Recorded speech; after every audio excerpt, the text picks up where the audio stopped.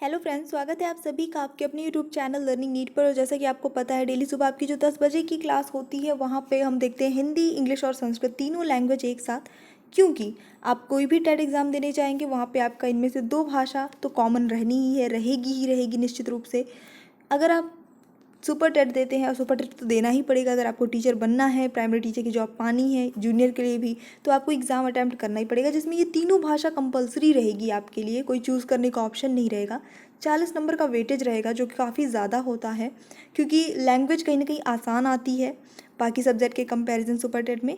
तो आपके ये 40 नंबर जो कहीं गए नहीं हैं, बस आपको प्रैक्टिस अपनी निरंतर बनाए रखनी है। कहीं ऐसा ना हो कि एग्ज़ाम टाइम पे बेसिक चीज़ें भी आपको भूल जाएं। तो चलिए स्टार्ट करेंगे आज का सेशन बिना टाइम वेस्ट किए। और यस, वीडियो को लाइक शेयर सब्सक्राइब ये सब कुछ करना ही है आपको। यहाँ पे मैं बता दूं कि आज हम पहले संस्कृत देखेंगे, फिर इंग्लिश, सॉरी हिंदी। इंग्लिश में आज मैं बता दूं कि आज के जो प्रश्न है वो मौलिक प्रश्न आपको मिलेंगे, यानी कि कहीं से भी इंस्पायर्ड नहीं है, बस बैठ के स्टार्ट कर दिया टाइप करना। और उस स्टैंडर्ड के हैं, पिछले 2 बार से जो सुपर टेट में क्वेश्चन आ रहे हैं इंग्लिश के, उसी स्टैंडर्ड को ध्यान में रख के क्वेश्चन बनाए गए हैं। चलिए स्टार्ट करेंगे। पहला प्रश्न आपका हो जाता है, पत्थर के लिए दूसरा समानार्थी क्या होगा? प्रस्तर, अद्रि, गिरि या ग्रोत्र? ये प्रश्न सेम आपका हिंदी में भी पूछा जा सकता है, क्योंकि हिंदी के सिलेबस में भी ये आपका टॉपिक है। सही उत्तर हो जाता है इस प्रश्न के लिए आपका ऑप्शन नंबर ए, प्रस्तर, बिल्कुल सही। आज्ञार्थक के प्रयोग में लिखिए क्या प्रयोग होता है। तो अब देखिए, जितने भी लकार हैं आपको निश्चित रूप से याद होना चाहिए कि कौन सा लकार किस सेंस में यूज होता है या किस काल के लिए यूज होता है, क्योंकि ये पूछा जाता है। तो सही उत्तर इस प्रश्न के लिए हो जाएगा आपका लोट लकार, बिल्कुल सही उत्तर। अगला प्रश्न, प फ ध्वनि को क्या कहा जाता है? फटाफट से ऑप्शंस देखिए। और ये उच्चारण स्थान संबंधी सूत्र पढ़ाया हुआ है मैंने, याद कर लिया है अगर आपने तो बन जाएगा, वो उसको आप याद कर लीजिए, क्योंकि वो आपका हिंदी में भी काम आएगा, वो आपका संस्कृत में भी काम आएगा। उससे घुमा फिरा के कई तरह से प्रश्न बन जाते हैं, तो वो आपको बहुत हेल्प कर देगा अगर आपने याद कर लिया है तो। चलिए देखेंगे सही उत्तर क्या होगा आपका। ऑप्शन नंबर बी हो जाएगा, उपपदमानीय नामोष्ठ हो, ये आपका सूत्र है, उसके हिसाब से ये हो जाता है। गुरु उकारांत शब्द का तृतीया एक वचन रूप क्या बनेगा? गुरुवे, गुरुणाम, गुरुणाम या फिर गुरुणा। तो अब ध्यान दीजिएगा, ये बी वाला और सी वाला ऑप्शन जो है वो सेम है, कोई भी गेस करेंगे तो एक ही होगा, और ये ए अलग है, डी अलग है।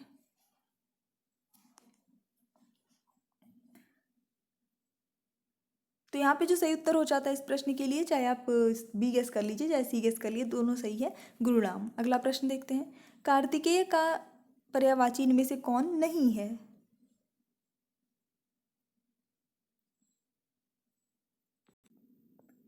तो जो यहाँ पे सही उत्तर होता है वो हो जाता है आपका ऑप्शन नंबर डी, मेघ वाहना इनका पर्यायवाची नहीं है। बाकी तो सबको पता है, कुमार बहुत प्रसिद्ध है इसमें कार्तिकेय के पर्यायवाची के लिए। कार्तिकेय कौन है बताने की आवश्यकता मुझे नहीं लगता है कि है ना। भगवान शिव के जो है पुत्र थे, बड़े पुत्र, छोटे पुत्र गणेश भगवान हैं। तो यहाँ पे चलिए देख लेंगे, आपका ये प्रश्न का उत्तर डी हो जाता है। अगला प्रश्न है, तुम सब मेरे साथ खेले, इसका अनुवाद क्या होगा संस्कृत में? अब यहाँ पे एक चीज़ क्लियर हो जाती है कि खेले, तुम सब मेरे साथ खेले, मतलब ये कहीं ना कहीं भूतकाल हो गया। यूयम मया सह अक्रीडत, यूयम मया सह अक्रीडत, यूयम मम सह अक्रीडत, यूयम मया सह अक्रीडन।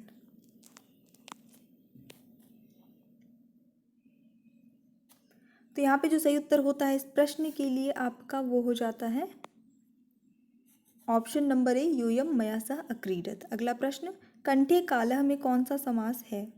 अव्ययी भाव है, बहुब्रीहि है, तत्पुरुष है या द्वंद्व है?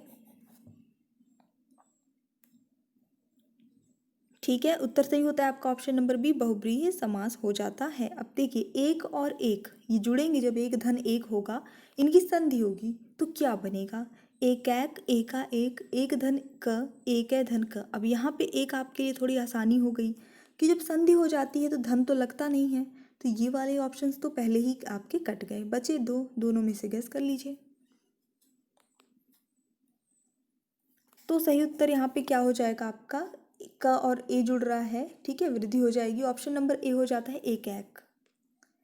त्रिनेत्र शब्द का समास विग्रह क्या होगा? त्रिनेत्रां समाहारः, त्रीणि नेत्राणां समाहारः, त्रयात्रां नेत्राणां समाहारः या त्रिनेत्रः समाहारः। समाहारः सॉरी।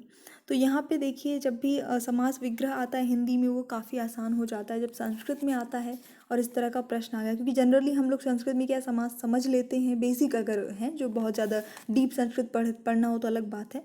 जो लोग संस्कृत बैकग्राउंड से नहीं है बेसिकली वो समास समझ लेते हैं और उदाहरण उनके याद कर लेते हैं, लेकिन उनका विग्रह जो है याद नहीं करते हैं। तो आप याद नहीं कर सकते हैं सबका विग्रह तो कोई बात नहीं, पर आप बुक्स में वे एक बार देख ज़रूर लिया करिए, तो उससे एक आइडिया मिला रहता है। तुक्का भी लगेगा तो सही लगेगा उस सिचुएशन में।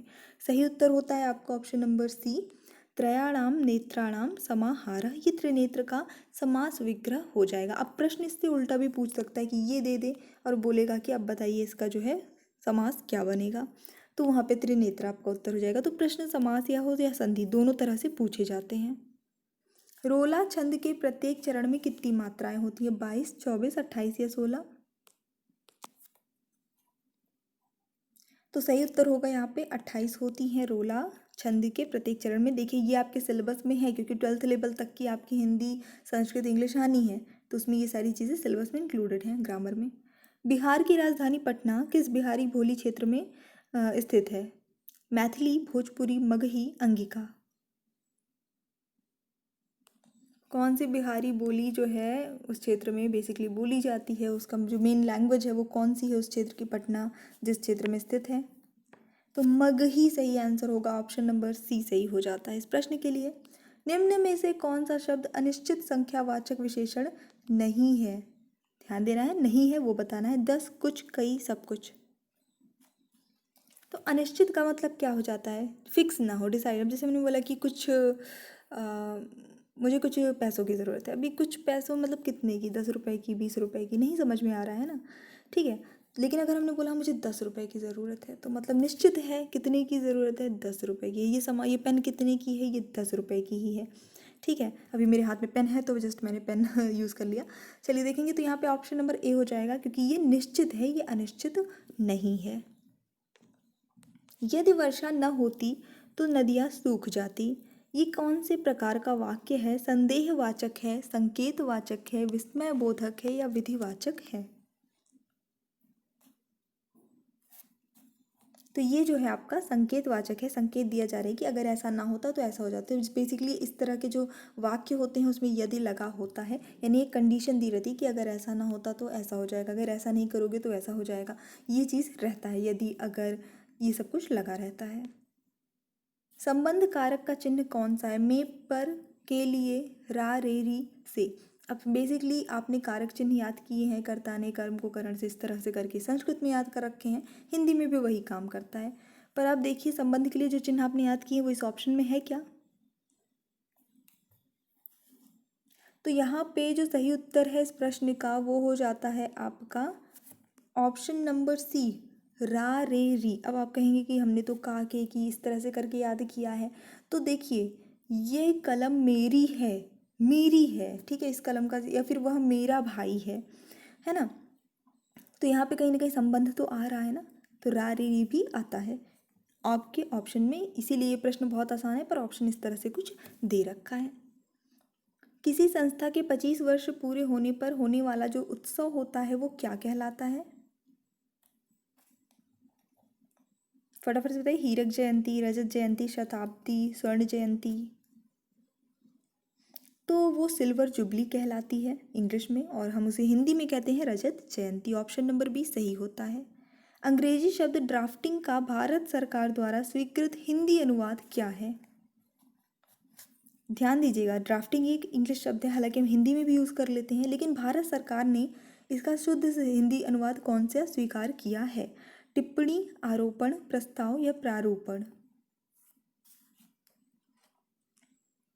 तो सही उत्तर इस प्रश्न के लिए होता है आपका ऑप्शन नंबर डी, प्रारूपण। रमा, रमापति, कर, धनु, लेहु, कौन सा अलंकार यहाँ प्रयुक्त हो रहा है? वक्रोक्ति, अनुप्रास, यमक या फिर श्लेष?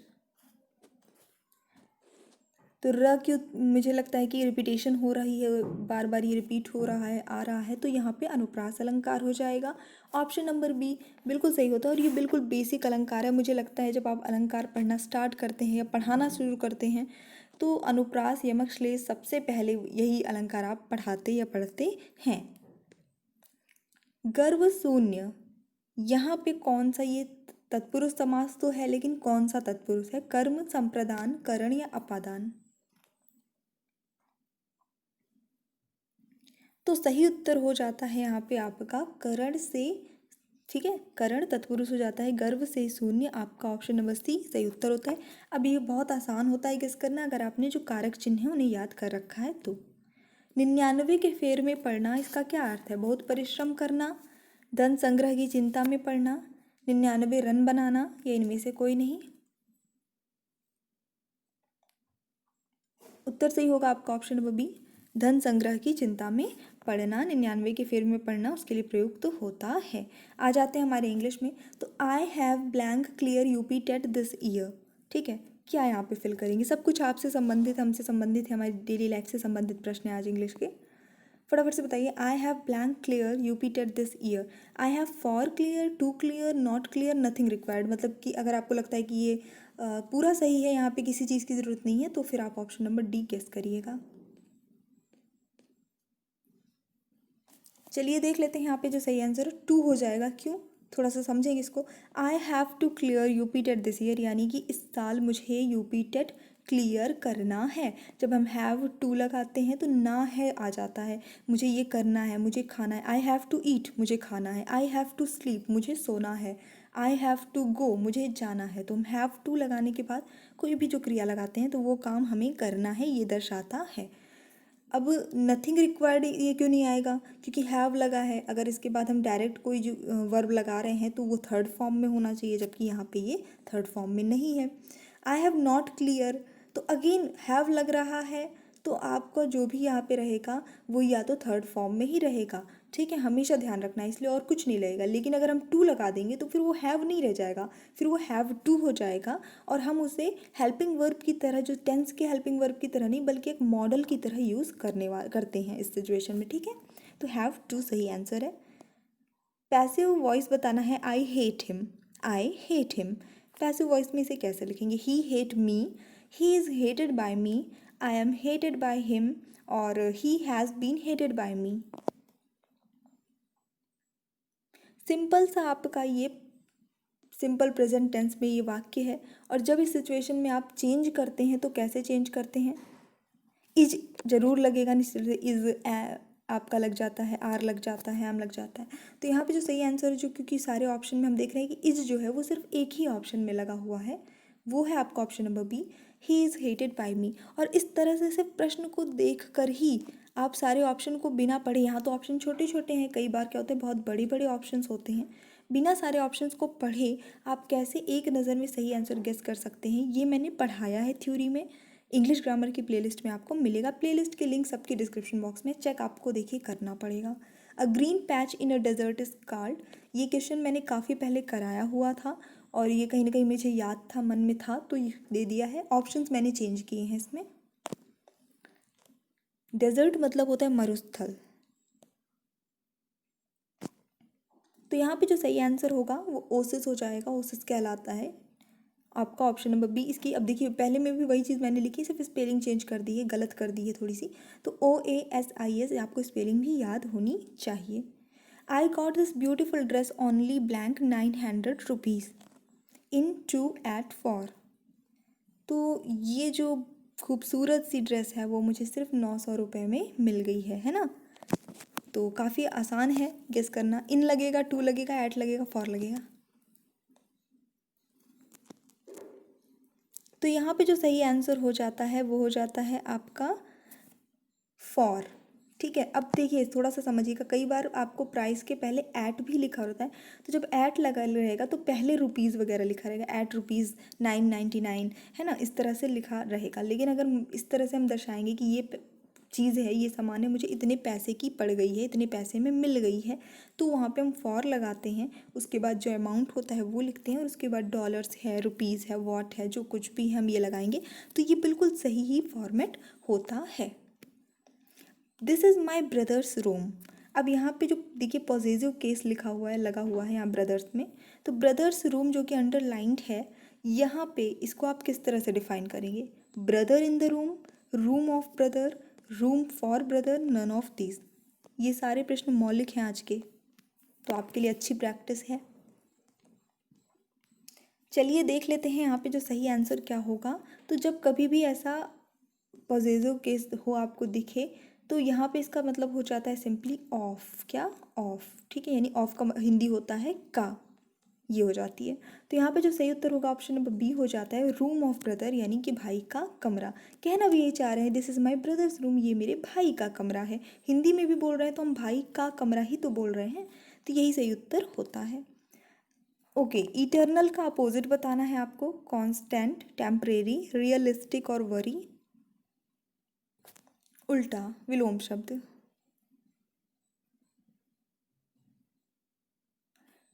तो यहाँ पे जो सही आंसर होगा वो हो जाता है रियलिस्टिक, ऑप्शन नंबर सी। बढ़ेंगे हमारे नेक्स्ट क्वेश्चन की ओर। Put blank the phone. Put blank the phone. On, upon, down और अप।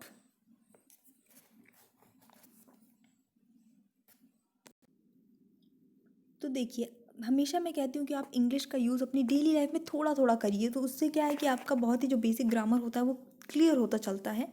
तो यहाँ पे देखिए, आपका जो सही आंसर ऑप्शन नंबर सी हो जाएगा, पुट डाउन द फ़ोन।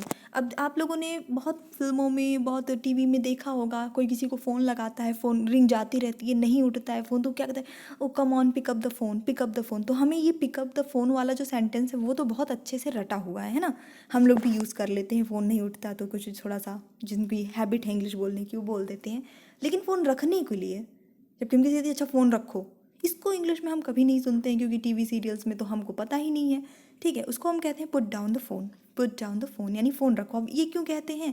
क्योंकि पहले जो है रिसीवर्स वाले फ़ोन आते थे, उनको वाकई में नीचे रखना पड़ता था फ़ोन, मतलब उनको रिसीवर में जो होता था उसको रखना पड़ता था। हालांकि अब फ़ोन है, मोबाइल है, तो अब हम कट यूज़ कर सकते हैं, डिस्कनेक्ट द कॉल, ये सारी सेंटेंस यूज़ कर सकते हैं। पर उसके पहले ये सेंटेंसेस यूज़ होते थे, आज भी ये आदत चलन में यही है। जैसे पिकअप द फ़ोन चलन में है, वैसे ही पुट डाउन द फ़ोन भी है, लेकिन हमको ये पता नहीं है। तो अगर हम इसे अपनी डेली लाइफ में यूज़ करते हैं तो चीज़ें याद हो जाती हैं। ऑन नहीं होगा, अप ऑन नहीं होगा, अब भी नहीं होगा। अब होता तब होता जब यहाँ पिक होता, उठाने की बात होती, पर यहाँ रखने की बात हो रही है। I am not going blank. I am not going anyone, I am not going whenever, I am not going okay, I am not going anywhere. थोड़ी पेशेंस के साथ आप क्लास लेंगे तो चीज़ें क्लियर होंगी आपकी। चलिए देखेंगे सही आंसर क्या होगा आपका। एनी वेयर हो जाता है। पहली बात, वेयर शब्द आपके स्थान के लिए, अब हम कहीं जाएंगे तो किसी स्थान पे ही जाएंगे, तो वेयर शब्द जहाँ स्थान या जाने का जिक्र हो रहा है वहाँ पे हम वेयर से रिलेटेड शब्द लगाएंगे। वेनेवर, वेन से रिलेटेड हम जो है वो शब्द समय को दर्शाने के लिए लगाते हैं। ओके, अब अगर हम जैसे बात करते हैं तो जैसे मैं आपसे कह सकती हूँ आई एम नॉट गोइंग ओके। तो अब बातचीत करने में तो इस तरह का चल जाता है, लेकिन ग्रामेटिकली रिटन में आपका ये सही सेंटेंस नहीं होता है। तो स्पोकन इंग्लिश में और जो आप पढ़ते हैं ग्रामर, जो आपको एग्ज़ाम में लिख कर आना है, उनमें हल्का सा माइनर डिफरेंस होता है। इन चीज़ों को आपको समझना है, ठीक है। I am learning audio editing blank days. I am actually learning, तो ये क्वेश्चन वहीं से अराइज हुआ है। तो फटाफट से बताइए, these days, some days, few days और नाउ डेज। मैं, तो क्या मैं ऑडियो एडिटिंग सीख रही हूँ आजकल, मतलब इन दिनों, इन दिनों। ठीक है, तो यहाँ पे सही आंसर ऑप्शन नंबर ए हो जाता है, these days. Learning need blank in 30 minutes. So ये आपको सबको ये नोटिफिकेशन जाता होगा क्लास के आधे घंटे पहले। प्रीमायरिंग की स्पेलिंग क्या होती है, अब आप लोग फटाफट से देख लेंगे क्लास में क्या लिखा हुआ है। चीटिंग नहीं करिए, आपको पता होना चाहिए, क्योंकि ये वर्ड है ना सिर्फ मेरी क्लास में, बहुत सारे चैनल्स में आप क्लास लेते हैं तो ये नोटिफिकेशन आपको मिलता होगा निश्चित रूप से। प्रीमायरिंग की सही स्पेलिंग क्या होगी? ओके, अगर आप लोगों ने गेस कर लिया है ऑप्शन नंबर सी तो बिल्कुल सही है। प्रीमायरिंग की सही स्पेलिंग PREMIERING होती है। अगर ये गलत हुई है तो आप खुद सोचिए कि जो चीज़ डेली आप देखते हैं, जो चीज़ आपकी नज़र के सामने पड़ रही है, वो अगर आपसे रॉन्ग हो रहा है तो आप फिर एग्ज़ाम के लिए कितना सीरियस है आप खुद से देख लीजिए। सिर्फ क्लास लेने से कुछ नहीं होगा, आपके सराउंडिंग में, आपके आसपास जो कुछ भी है, जितनी भी चीज़ें जिससे आप सीख सकते हैं, जिससे आप लर्न कर सकते हैं नई चीज़ें, उनसे सीखिए। एग्ज़ाम में आपको नेचुरल रूप से वो हेल्प करने वाला है। सो ये हमारा छोटा सा सेशन था और मुझे पूरी उम्मीद है कि आपको पसंद आया होगा। पसंद आया है तो प्लीज़ लाइक करिए, शेयर करिए। अगर आप इस चैनल पर नए हैं तो सब्सक्राइब करके जाइएगा। ओके, एक क्वेश्चन बचा हुआ है, सॉरी फॉर, चलिए एक क्वेश्चन बचा है, एक क्वेश्चन आज एक्स्ट्रा है एक्चुअली, तो कर लेते हैं इसको फटाफट से। To get job in Uttar Pradesh we blank to qualify super TET exam. Uttar Pradesh में जॉब पाने के लिए, हालांकि हाँ मैंने टीचिंग जॉब से रिलेटेड चीज़ें को रखा है, तो हमें सुपर टेट एग्ज़ाम जो है वो क्वालिफाई करना है। तो we should, we need to, we must to, we trying to. Sorry एक क्वेश्चन बचा था, आज एक्चुअली 11 क्वेश्चंस थे। तो यहाँ पे जो सही आंसर होगा वी नीड टू हो जाएगा, क्योंकि शुड लगता तो यहाँ टू नहीं रहता। बेसिकली शुड के बाद डायरेक्टली हम जो है वर्ब यूज़ कर लेते हैं, नीड टू साथ में यूज़ होता है कि हमें आवश्यकता है सुपर टेट क्वालिफाई करने की। वी ट्राइंग होता तब जब इसके बीच में आर लगा होता, वी आर ट्राइंग टू, हम कोशिश कर रहे हैं क्वालिफाई करने का। तो इस वजह से आपका ऑप्शन नंबर बी ही सही आंसर हो जाता है। So if you like the class please don't forget to like share and subscribe. और क्वालिटी कंटेंट आपके लिए आता रहेगा, लेकिन सपोर्ट आपको अपना बनाए रखना पड़ेगा। So thanks for watching, keep studying and bye bye.